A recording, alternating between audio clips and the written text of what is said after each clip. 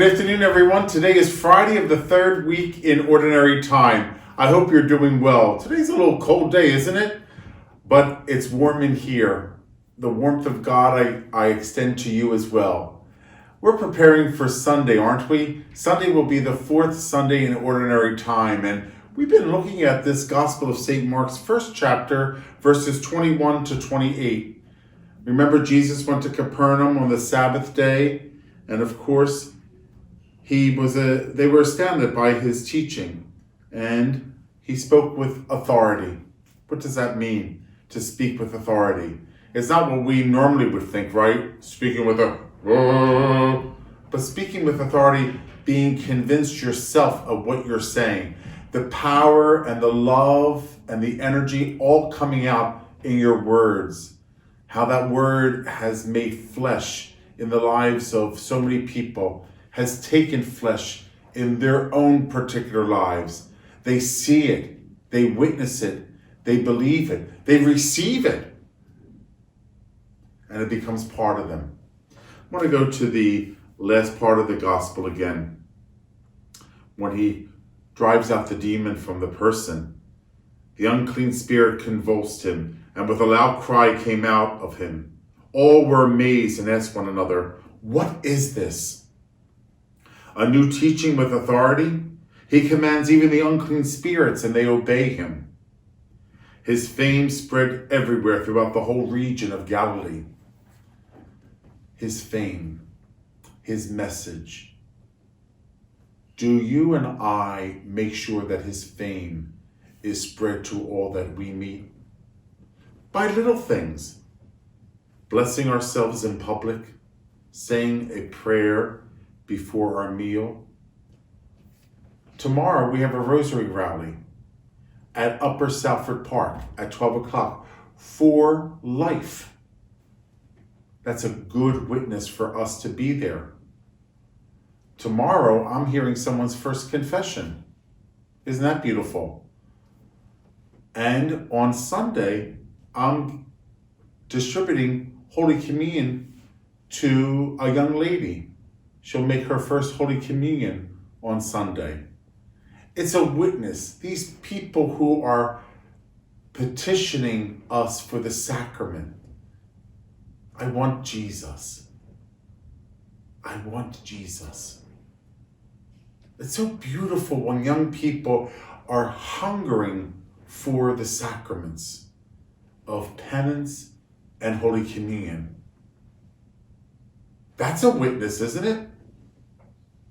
Your witness at a rally to pray the rosary is a witness to the gospel of life. You and I praying in public is a witness. We help to spread his fame all around. This is not something to be privatized. No, it's something to really make sure that everyone hears and knows the powerful message of God, to experience Jesus Christ and his saving grace. I think this world needs it more than ever. Don't you? Don't you think this world needs holiness? Don't you think this world needs Jesus Christ? Don't you think this world needs the sacraments? Don't you think this world needs the benefit of the graces that God gives us? I absolutely do. I absolutely do. And the reason why there's a darkness over the world is because they don't have God. We need God in everything. And when someone takes God out of somewhere, make sure you put him back in. Make sure you put it back in. There's a prime example, going into an Upper Salford Park and praying the rosary. That's right. Going to a restaurant and blessing yourself and saying grace before meals. These little things that you may not think much of have powerful import and influence. Absolutely. Going to Mass, going to confession. If you're at home and you're elderly or you're compromised in any way, to view the Mass online. You know our parish. Thank God for our IT team, Susan Rosowitz and Joe Peterlin. We're blessed because of them. In their own way, they help us evangelize the good news. That's wonderful. But we need to spread it around. We need to make sure that we have even images of our Lord and Our Lady in our homes. You know, like candles. That's an easy part of evangelization. You know, now that we have candles available for people on the side of the church, you know, by the piano, Peggy has a table. We don't have the ERC room open, the Evangelization Resource Center, or the former library. We don't have that open during COVID. So Peggy put out a very nice table, small, but very nice table on the side of the piano, and put some items that are normally used a lot during the course of the year, and she just puts them right over there. And people put the money in the candle stand. You know where the little candle stands with the little candles, that little donation box? Well, you just put your money in there for whatever it is.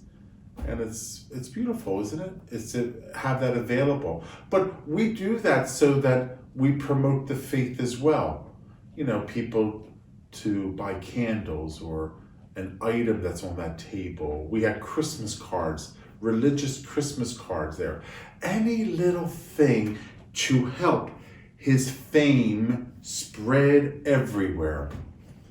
So you and I think, how do we make sure that his fame is spreading everywhere?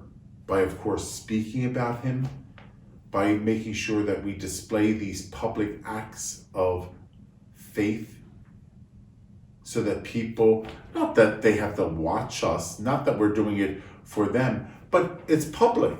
And that's a good thing, not to hide it, you know. So it's all good, it's all wonderful. And I hope that all of us really appreciate it more and more. I'm going to read this gospel one more time, okay? Because I think we all need to hear it before we celebrate Mass this weekend. Because we have to really reflect on the gospel so that the gospel takes flesh in our own life. It's part of us. We enter into the mystery. We're there at the scene. And we're not just watching like a bystander, like, what's he doing? What's he doing? No, it affects me, right? So it's from Mark's gospel. Now, you all know Mark has probably the shortest gospel, right? And you also know Mark was the first one written, right? It was not Matthew, it was Mark written first, about 70 AD, about 40 years after the resurrection. Interesting, isn't it? Then Matthew came, then Luke and John. So let's hear this Sunday's gospel one more time. Then they came to Capernaum, and on the Sabbath Jesus entered the synagogue and taught. So do you have that in your mind? Jesus enters Capernaum and goes to the local synagogue, and he taught them. The people were astonished at his teaching. I could imagine, because he taught with authority and not like the scribes. So what does that sound like? To teach with authority, not like the scribes though.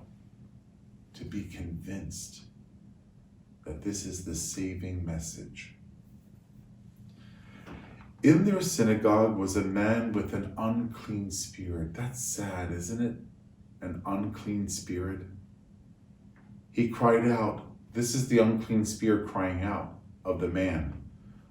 What do you have with us, Jesus of Nazareth? Have you come to destroy us? I know who you are, the Holy One of God. Jesus rebuked the spirit and said, "Quiet, come out of him." The unclean spirit convulsed him, and with a loud cry came out of him. All were amazed and asked one another, "What is this? A new teaching with authority? He commands even the unclean spirits, and they obey him." Now I'm going to go back to that line. What is this? A new teaching with authority? There's this play on this word authority, because Mark is using that word a lot. Authority. So what were they used to hearing by the scribes? And here Jesus comes in as a rabbi, as a teacher, and he speaks with them, and they're hanging on his words. But he speaks with authority. How is it different from the scribes? What do you think? How is it different from what they were used to hearing? Now we know that it has to do with the way that he was speaking, because in Mark's account, here at this first chapter, he's using that word authority again. He's using that word. All were amazed and asked one another, "What is this? A new teaching with authority? He commands even the unclean spirits, and they obey him." Which almost tells you, did that happen before?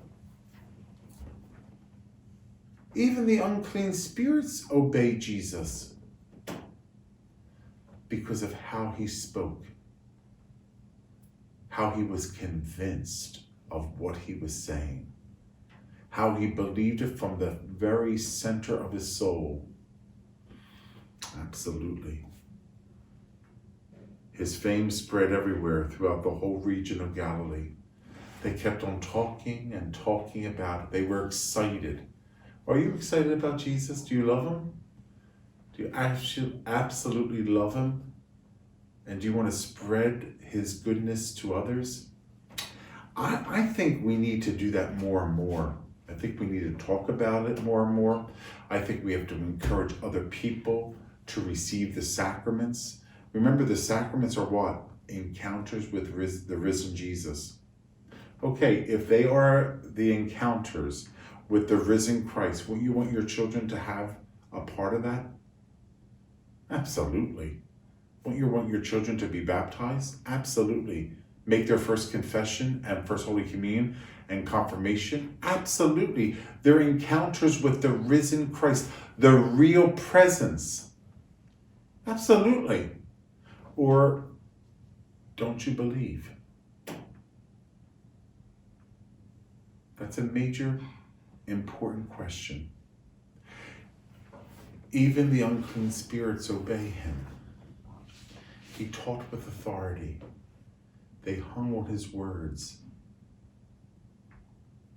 My brothers and sisters, as we enter into this weekend for the fourth Sunday of Ordinary Time, which is anything but ordinary, we learn more and more about who Christ is and how he gives his life, his grace, and how the kingdom is revealed in his person, and how he shares that with all of us. God bless you, everybody.